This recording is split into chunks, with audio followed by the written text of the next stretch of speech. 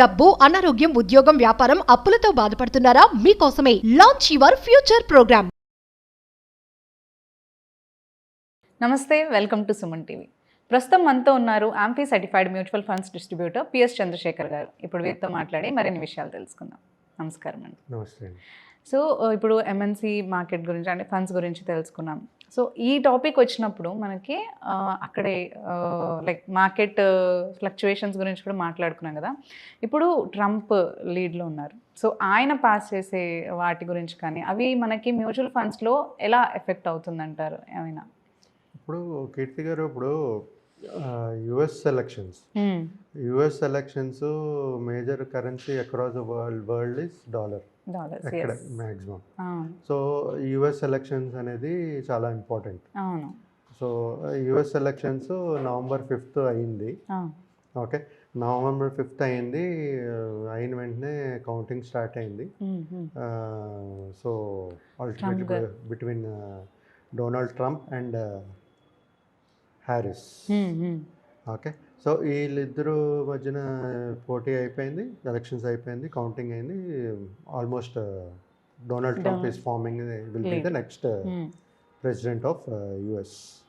Okay, so ఇక్కడ ఈ major ఈ ఎలక్షన్స్లో మనం చూసుకుంటే madam, swing states, major swing states ఉంటాయి.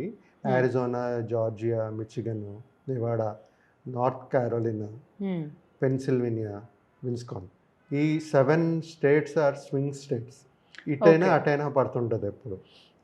సో అలాంటి స్వింగ్ స్టేట్స్లో ఈ డొనాల్డ్ ట్రంప్ అనేది 5 స్టేట్స్లో గెలిచాడండి. సో మిగతాది కూడా గెలుస్తారని చెప్పి నమ్మకం స్ట్రాంగ్గా ఉన్నాడు ఆయన. సో దీంట్లో యాక్చువల్గా వాళ్ళ ఎలక్షన్స్ ఏంటంటే సార్ మేడం, వాళ్ళకి టోటల్ 538 ఎలక్టరల్స్. ఓకే, వాళ్ళకి మ్యాక్సిమం మెజారిటీ కావాల్సింది 270. సో నేను ఇవాళ మార్నింగ్ న్యూస్లో చూసేటప్పుడు ఏంటంటే 267 లీడ్లో ఉన్నాడు అతను, Donald Trump. So almost speaker కూడా declared that he will be the next president of US.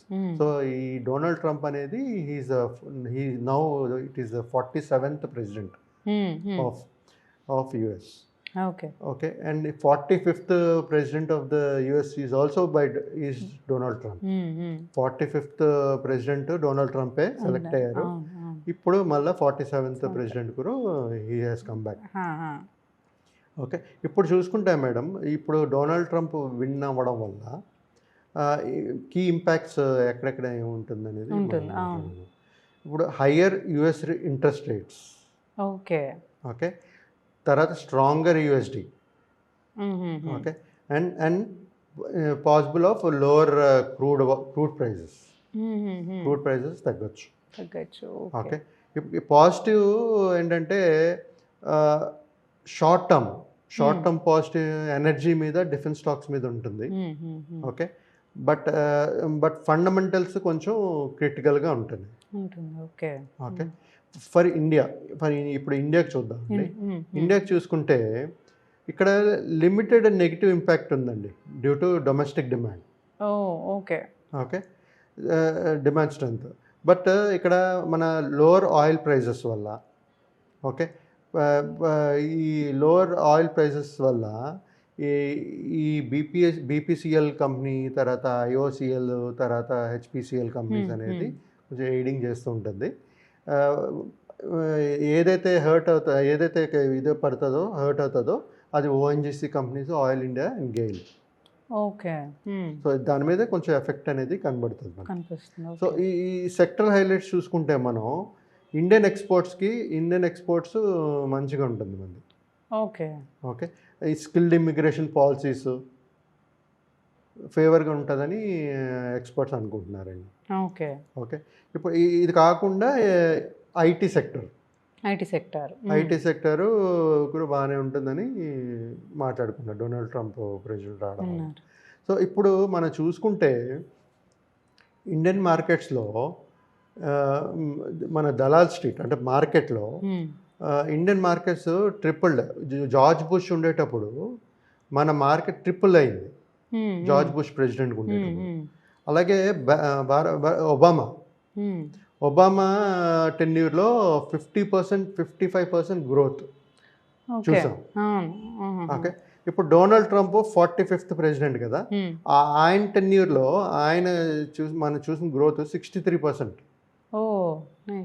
ఆయన ఎప్పుడు జనవరి 2017 నుంచి జనవరి 2021 వరకు he was the president, 45th president. Okay, so దాని తర్వాత జో బిడెన్ టెన్యూర్లో 89% గ్రోత్.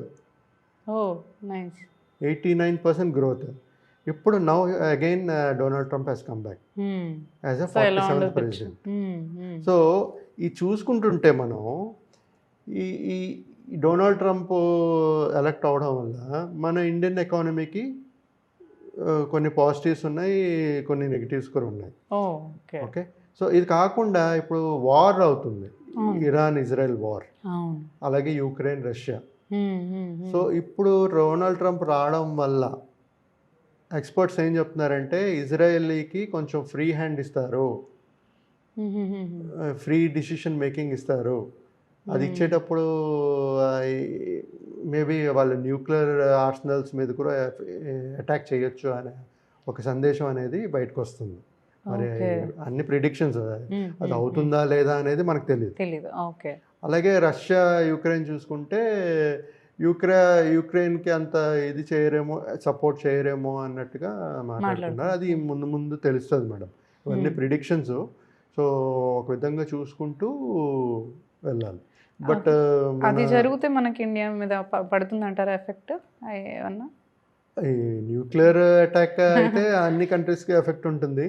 ఆ వార్ ఎప్పుడు అంటే వార్ అనేది ఎప్పుడు ప్రివెన్షనే చేయాలి. సో మరి వీళ్ళు ఎలా రియాక్ట్ అవుతారు, వాళ్ళు ఎలా రియాక్ట్ అవుతారు, ఇరాన్ ఇజ్రాయెల్. ఇప్పుడు రష్యాకి చాలా ఎప్పటి నుంచో చెప్తున్నారు ఆపేయండి, సీజ్ చేయండి అని, బట్ ఆపట్లేదు. సో వాళ్ళ థింకింగ్ వేరేగా ఉంటుంది, మన థింకింగ్ వేరే ఉంటుంది. సో సిచ్యువేషన్స్ చూసుకుని మనం మూవ్ ఆన్ అవుతూ ఉండాలి. సో మన రిలేషన్, మన Indian prime minister plus US Donald Trump relations బాగున్నాయి కాబట్టి everything we're thinking everything will be positive for India. So అది కాకుండా ఈ జియో పొలిటికల్ ఈ వార్స్ ఈ రీజన్స్ చూసుకుంటూ మనం ఎలాగెళ్ళాలి, ఏంటి ముందుకు అనేది చూసుకుంటూ వెళ్ళాలి. Almost Donald Trump 47th president of US. So మన మార్కెట్ మీద ఎలాగుంటుంది మీ ఎఫెక్ట్ అనేది మనం డిస్కస్ చేసుకున్నాం. సో ముందు ఎప్పుడైతే అవసరం ఉంటుందో ఆ మార్పులు చేస్తుంటాం. మన రిలేషన్ యుఎస్తో బాగుంది కాబట్టి ఇంకా మెరుగుపడుతుందని చెప్పి అనుకుంటున్నాను. సో ముందు చూడాలి. ఓకే, సో ఎలా వస్తుంది అనే దాన్ని బట్టి మనం రియాక్ట్ అయ్యి మూవ్ అవుతూ ఉండాలని అంటూ ఉంటారు. థ్యాంక్ యూ సో మచ్, మంచి ఇన్ఫర్మేషన్ ఇచ్చారండి. థ్యాంక్ యూ అండి. Thank you.